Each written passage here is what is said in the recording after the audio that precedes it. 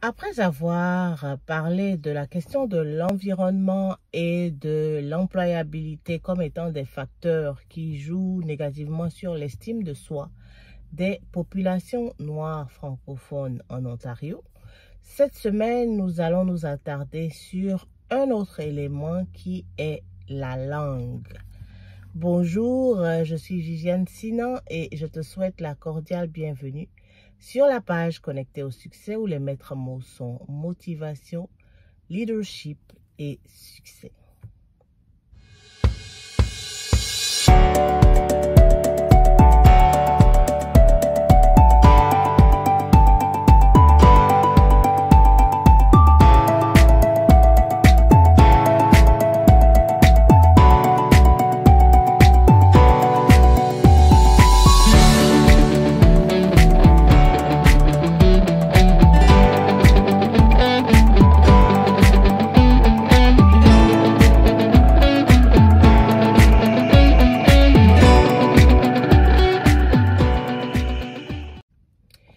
Les deux langues officielles au Canada sont l'anglais et le français, ce qui pourrait laisser penser que partout au Canada, on a facilement accès à l'anglais et au français.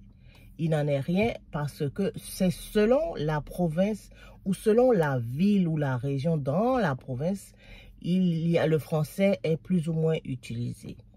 Alors, l'Ontario est une province qui est majoritairement anglophone. Alors, comment est-ce que le fait d'arriver en Ontario, donc dans une province qui est majoritairement anglophone, peut jouer sur l'estime de soi des populations noires francophones?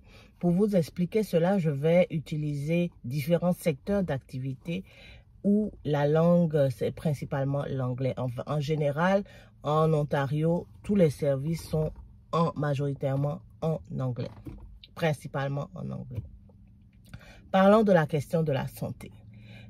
Un francophone qui arrive en Ontario a de la difficulté à trouver un médecin francophone, un médecin qui parle français, qui puisse lui donner des services en français.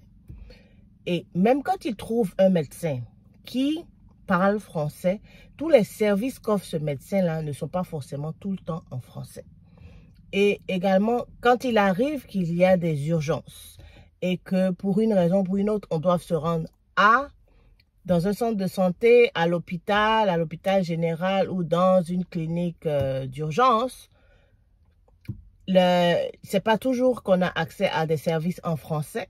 C'est pas toujours qu'il y a un interprète. Donc, le patient ne peut pas expliquer ses symptômes facilement. Il ne peut pas se faire comprendre et il ne peut pas avoir vraiment d'interaction avec le médecin. Vous comprenez que cela joue sur l'estime, sur la façon dont le malade peut se voir, la façon dont le malade s'exprime, la façon dont le malade accepte sa situation. Deuxième domaine que je souhaiterais aborder, la question du logement. Il est difficile pour des personnes francophones de trouver un logement convenable pour leur famille parce que les bailleurs, les gens qui mettent leur maison en location sont majoritairement anglophones, ils parlent majoritairement l'anglais. Les documents sont en anglais, donc si on ne peut pas communiquer avec la personne qui nous met une maison à disposition ou qui nous vend une maison, vous convenez avec moi que c'est délicat, c'est sensible. Si on ne peut pas comprendre les termes du contrat, il peut y exister des termes à l'intérieur qui sont en notre défaveur et on signe sans forcément connaître le contenu et quand arrivent des difficultés, quand arrivent des soucis, on se retrouve défavorisé.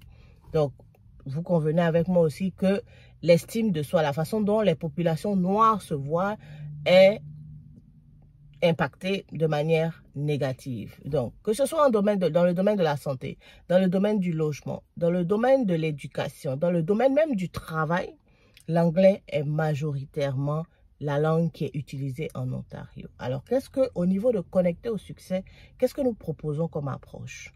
En choisissant de résider en Ontario, vous choisissez de vivre dans une province qui est majoritairement anglophone. Donc, il faut être conscient de cela et travailler à améliorer son niveau d'anglais.